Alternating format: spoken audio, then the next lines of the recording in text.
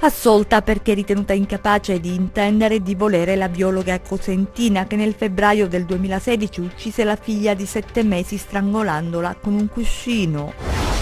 Il primo giorno per l'isola pedonale su via Misasi a Cosenza, traffico e caos, il sindaco spiega le ragioni e chiede ai cittadini di pazientare.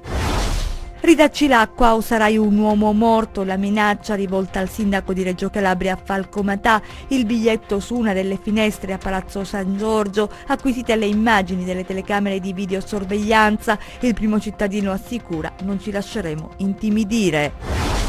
Sarà il ministro dell'Agricoltura Maurizio Martina ad aprire giovedì prossimo all'Unica l'iniziativa Cantiere Calabria presentata oggi a Catanzaro dal presidente Oliverio, 3 giorni di lavoro per regione e governo. Avrebbe abusato di un minore disabile, un 79enne è stato denunciato dalla polizia a Paola. Arriva il commissario Mascherpa, primo fumetto a puntate della polizia ambientato a Diamante. Ben ritrovati dalla redazione del TG10, era il 20 febbraio del 2016 quando Giovanna Leonetti uccise la figlioletta di 7 mesi a Cosenza. Oggi per la biologa è stato il giorno della sentenza, il tribunale ha deciso per l'assoluzione, la mamma al momento del fatto era incapace di intendere e di volere, i particolari nel nostro servizio. È stata assolta dal Tribunale di Cosenza perché ritenuta totalmente incapace di intendere e di volere Giovanna Leonetti, la biologa 38enne, che il 20 febbraio del 2016 ha ucciso, soffocandola con un cuscino, la figlia di 7 mesi. La piccola si chiamava Marianna. La sentenza emessa oggi dal giudice per le udienze preliminari Giuseppe Greco. Il pubblico ministero Domenico Frascino aveva chiesto la condanna a 8 anni di carcere. La tragedia 1 anno e mezzo fa in questo stabile di via Molinella. La biologa soffriva di depressione postpartum e quella maledetta e fredda mattina d'inverno da Donnici raggiunse la casa coniugale nella città dei Bruzzi, salutò la bambina, i genitori al piano di sopra, poi restò sola con Marianna che forse cominciò a piangere.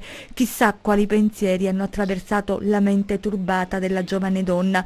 Nessuno lo saprà mai perché Giovanna in tutti questi mesi ha detto di non ricordare nulla di quanto accaduto. È stato il marito a ritrovarla sul letto con il cadavere della bimba al suo fianco e una scatola vuota di barbiturici. 2 professionisti, una biologa e un avvocato, il fiocco rosa arrivato da poco per consolidare il progetto famiglia. Sembrava tutto perfetto. Poi quel male invisibile dopo il parto aveva cambiato Giovanna. È bastato un attimo per cancellare passato e futuro, per distruggere più vite. Giovanna Leonetti, difesa dagli avvocati Marcello Manna e Pierluigi Pugliese, è stata dapprima ricoverata in ospedale, poi trasferita in una comunità riabilitativa. Non andrà in carcere, da oggi è una donna libera. Restiamo a Cosenza, traffico e caos nella prima giornata di chiusura a Cosenza per il tratto di via Misasi, compreso tra via Tancredi e via Simonetta, che da oggi su disposizione del sindaco e dei vigili urbani di Cosenza diventa pedonale. La porzione è quella su cui si affacciano 2 istituti scolastici. Il sindaco spiega le ragioni e chiede ai cittadini di pazientare. Gianluca Pasqua.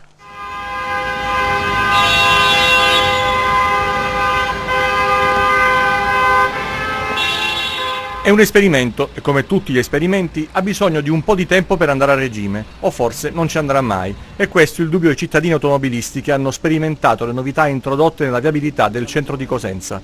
Dalle prime ore del mattino, a mezzogiorno, la situazione è stata abbastanza caotica. Code, clacson e incertezze sui percorsi da utilizzare per raggiungere le varie destinazioni, considerato che, nella zona, sono stati modificati alcuni sensi di marcia.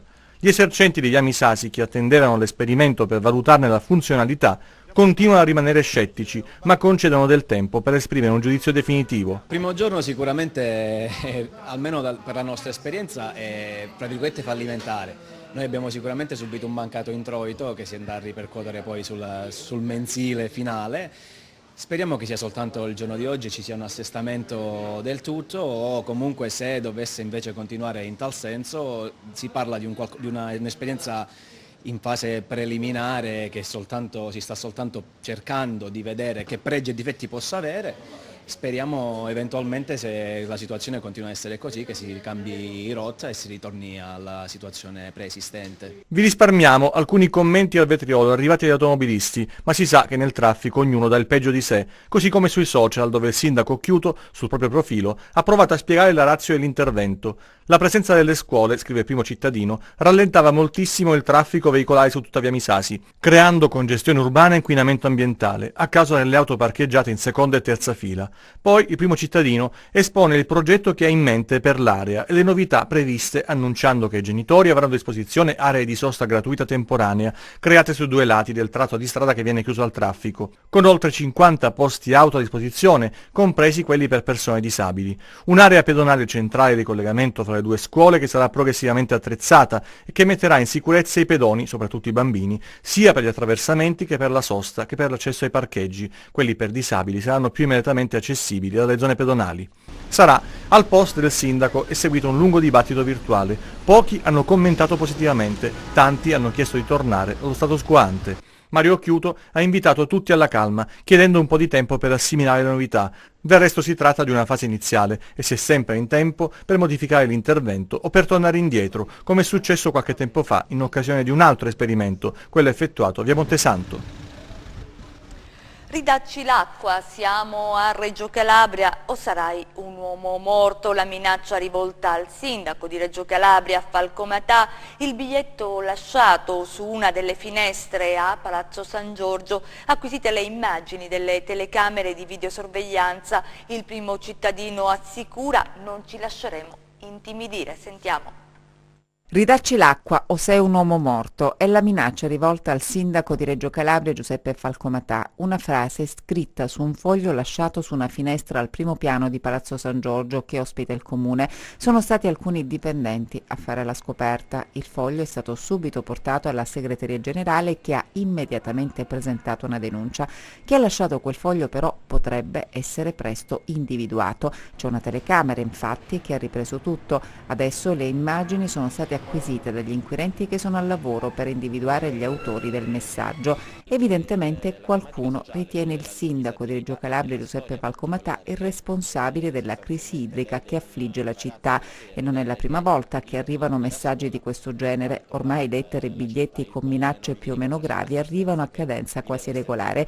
Il sindaco Falco Matà, lo ricordiamo, proprio per le minacce e le intimidazioni subite negli ultimi 3 anni è sottoposto a tutela. Adesso nell'ultima minaccia in ordine di tempo si dà la colpa al Primo Cittadino per un disservizio strutturale. Questo commenta il sindaco subito dopo l'episodio dalla misura del clima che si respira in città. Solo poche battute da parte di Giuseppe Falco Matà sull'ennesima minaccia rivolta nei suoi confronti. Si attende l'esito delle indagini, ma lo dice fermamente: andiamo avanti, le intimidazioni non fermeranno l'azione amministrativa.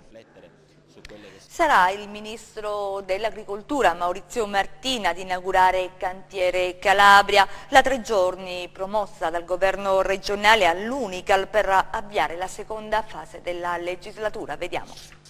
Si chiama Cantiere Calabria, la 3 giorni organizzata dalla Regione all'Università della Calabria. La prossima settimana, dal 14 al 16 settembre, all'Unical arriveranno i ministri dell'Agricoltura, Maurizio Martina, sarà lui ad inaugurare giovedì l'iniziativa, poi il ministro delle Infrastrutture, Graziano Del Rio, Claudio De Vincenti, ministro per il Mezzogiorno, e Luca Lotti allo sport. Si chiuderà sabato con il ministro dell'Interno, il calabrese Marco Minniti. Nel corso dell'incontro con i giornalisti oggi a Catanzaro, il presidente Oliverio ha sottolineato come l'asse governo regionale e governo nazionale avvii la seconda fase dell'operato della sua giunta. Questa seconda fase della legislatura deve essere la fase del racconto di quanto abbiamo programmato, di quanto abbiamo seminato.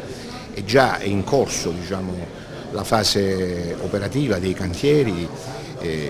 Potrei fare tantissimi esempi di incompiute che abbiamo sbloccato e stiamo portando a compimento, di una grande opera di ammodernamento della ferrovia ionica che è in corso, delle risorse del programma comunitario che sono già oltre il 50% impegnate a bando per le quali stanno già in via di pubblicazione le graduatorie e quindi i beneficiari e i fruitori sono già in via di ottenere i decreti per la realizzazione delle opere, cioè siamo appunto in questa fase. Questa iniziativa, questa 3 giorni, è una messa a punto. In conferenza stampa il governatore ha anche annunciato che il 10 e l'11 ottobre saranno in Calabria il ministro del lavoro e delle politiche sociali Giuliano Poletti e i ministri della pubblica amministrazione Marianna Madia e delle attività culturali Dario Franceschini. A Serra San Bruno adesso, dove si è insediato il nuovo comandante dei Carabinieri, vediamo.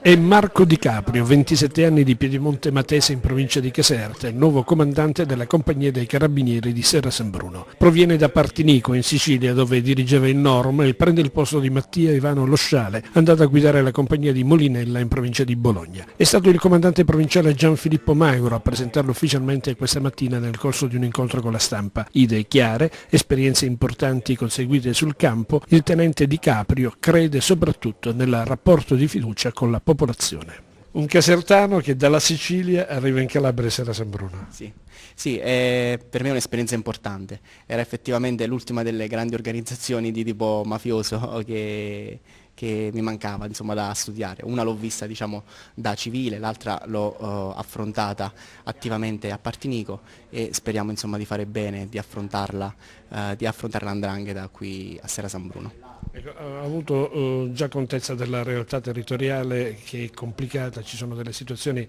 difficili da affrontare? Sì, la realtà territoriale è molto complessa, è complicata e non aiuta di certo la morfologia del territorio, che ci mette in condizioni, insomma, abbastanza anche disagiate di controllo vero e proprio del territorio. Però sì, è una realtà operativamente impegnata, piano piano, insomma, avrò contezza complessiva, insomma, del territorio, quando sono arrivato, insomma, il 5 settembre. Quindi. Una delle sue frasi importanti: stare vicino alla gente, ottenere la fiducia. Sì, per noi è importante, perché credo fermamente che l'unico modo per vincere questo fenomeno mafioso è conquistare la fiducia del cittadino. Il cittadino deve potersi fidare di noi e per fare questo l'unico strumento che abbiamo è mostrare vicinanza al personale. Le altre notizie di cronaca nelle nostre brevi. Il cadavere di un 38enne è stato ritrovato nella camera di un bed and breakfast a Santa Maria del Cedro, nel Cosentino. Si tratterebbe di un 38enne di Rivello, in provincia di Potenza, che da alcuni giorni soggiornava nel luogo. L'intervento dei carabinieri è scattato dopo la segnalazione della proprietaria del B&B, che ha effettuato la macabra scoperta. Sarà l'autopsia a stabilire le cause della morte. Un uomo di 70 anni è stato denunciato dalla polizia a Paola, centro del Tirreno Cosentino, con l'accusa di abusi sessuali su un minore disabile. L'uomo è stato colto in flagranza nella sua abitazione mentre era in compagnia di un sedicenne che da mesi sarebbe stato vittima delle attenzioni sessuali dell'anziano.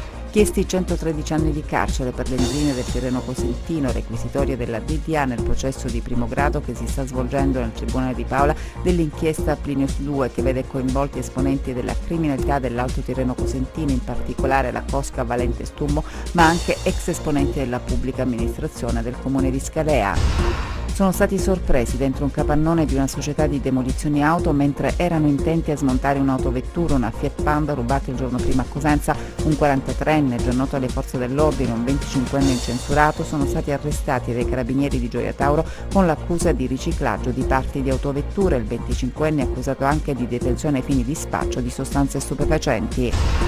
Sono 2 i punti non conformi alla balneazione ad Amantea. Emerge dai campioni prelevati lo scorso 4 settembre dall'ARPAC ha riscontrato un valore di enterococchi intestinali superiore ai limiti imposti dalla legge. In particolare nei punti a 100 metri a destra e a sinistra del fiume Torbido sono stati riscontrati valori di enterococchi molto alti. Presentato il primo fumetto patrocinato dalla Polizia di Stato, il commissario Mascherpa, ambientato a Diamante nel Cosentino. Vediamo. La sua prima avvincente storia per 10 mesi farà compagnia ai lettori della rivista ufficiale della polizia. Lui è il commissario Mascherpa, protagonista di una striscia ideata da Luca Scornaienchi e disegnata da Jonathan Fara, che racconta storie di fantasia ma perfettamente calate nella realtà calabrese. Lo scenario è quello suggestivo di Diamante, sulla costa tirrenica del Cosentino. Oggi accolgo un nuovo dipendente, il commissario Mascherpa, che prenderà servizio a momenti in questa bella provincia.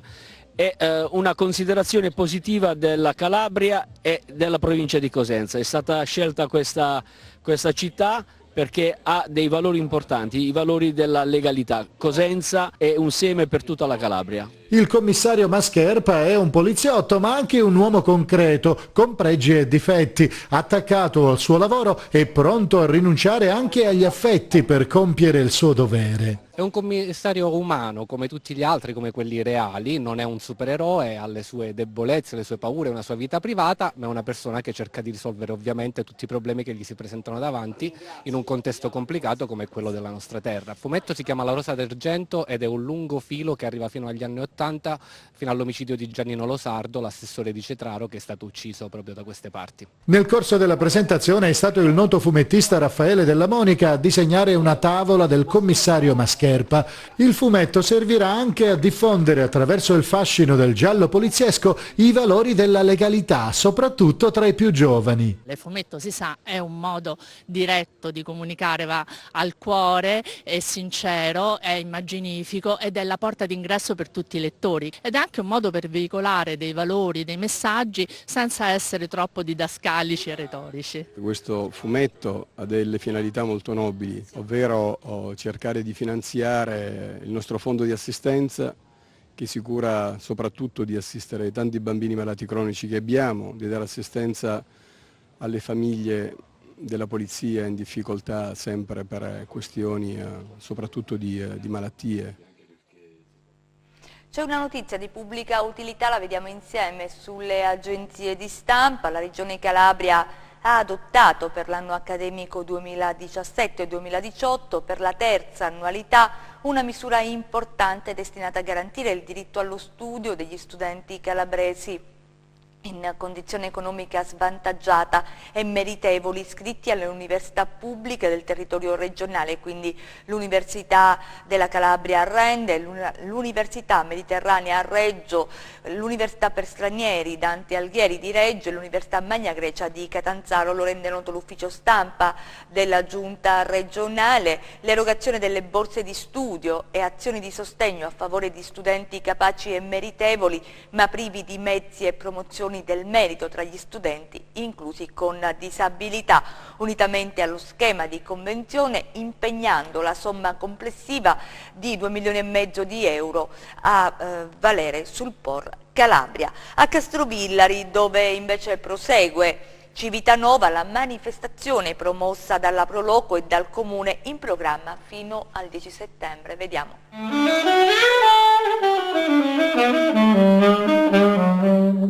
Il suono di un sax suonato con passione e spiritualità ha unito passato e futuro del borgo antico di Castrovillari, la Civita, e poi l'abbraccio confortevole e morbido, ma anche saldo del tanco ha affascinato e ipnotizzato i tanti visitatori che anche nella seconda serata di Civitanova non hanno voluto mancare all'appuntamento settembrino organizzato dalla locale amministrazione comunale con il fattivo contributo della Proloco cittadina sotto la direzione artistica di Gerardo Bonifati. Luci e suoni, saperi e sapori di un tempo intrecciati tra gli slarghi e i vicoli del centro storico, rendendolo magico a richiamare radici culturali, etniche ed umane che solo vivendo un centro storico si possono capire le origini di un paese. Come la danza tradizionale, i giochi di un tempo nel laboratorio curato da Tiziana Lavitola e tenutosi nel Castello Aragonese. E tanta la voglia di rivivere la Castrovillari più antica, anche quella fatta di serenate e corteggiamento alla propria amata, come quella improvvisata a mo' di flash mob. Tradizioni popolari che si sono amalgamate con la proposta gastronomica delle eccellenze territoriali attraverso i sentieri del gusto per rivivere la Castrovillari di un tempo attraverso balli e canzoni. Il salotto antico della città del Pollino rivitalizzato come un tempo. Questo l'intento degli organizzatori, che anche in questa edizione non hanno lasciato nulla al caso. Sicuramente la manifestazione ha qualcosa da migliorare, ma la presenza nel centro storico di tante persone ha regalato al borgo antico il fascino che merita, con un rilancio legato alla territorialità e alle sue bellezze. Soddisfatti gli organizzatori per questa nuova imprenditorialità legata alle botteghe artigiane, all'eccellenza enogastronomica, ma anche agli incontri culturali di musica, danza, aggregazione, confronto e arte a tutti i livelli, ingredienti questi necessari per recuperare e ridare vita ai centri storici, per ripensare al nostro sviluppo evitando gli errori del passato. Lo sport, il calcio nel servizio di Gianluca Pasqua. L'allenamente usa questo neologismo il tecnico Gaetano Fontana per definire il lavoro svolto in questi giorni dal suo Cosenza per arrivare pronto al terzo impegno del campionato. Un mix di lavoro fisico e di concentrazione mentale che dovrà servire ai rossoblù per continuare la crescita evidenziata nell'incontro con la Paganese, cancellando però i difetti di attenzione che hanno compromesso il risultato. Si riparte dal 21 settembre di Matera, dove i Lupi hanno raccolto l'ultima soddisfazione della scorsa stagione contro un avversario sempre temibile, ma ancora in fase di rodaggio. La partita migliore è quando finisce la partita e portate a casa punti. Quella è la partita migliore. Pensare di capire qual è a priori il sistema da utilizzare idoneo contro le squadre auteri è che io per principio penso che se uno sta lì ad aspettare che la partita finisca perché dall'altra parte c'è una forza e c'è una forza, non è il mio modo di fare calcio e di pensare calcio. Mi piace pensare che dall'altra parte c'è una squadra da tenere fortemente in considerazione, perché tutte le squadre auteri hanno qualità, hanno capacità, cercano di fare la partita, ma ce l'abbiamo anche noi. E ripeto, al di là di quello che è il momento e al di là di quelli che sono stati i risultati iniziali,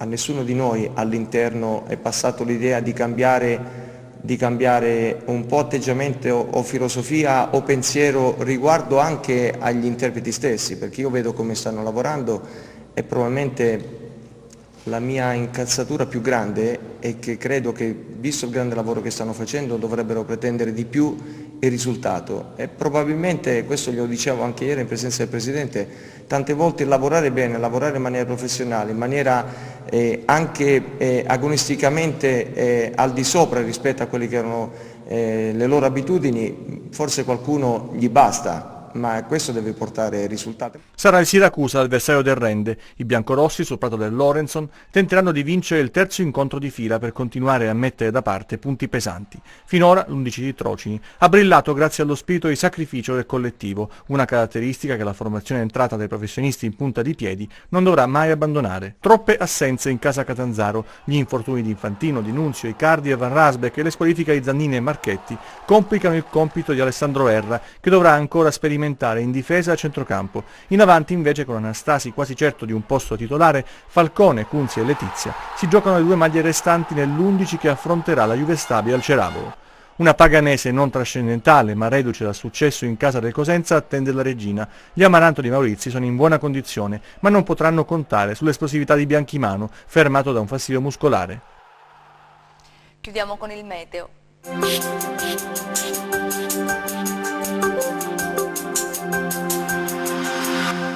Ben ritrovati da meteoincalabria.it.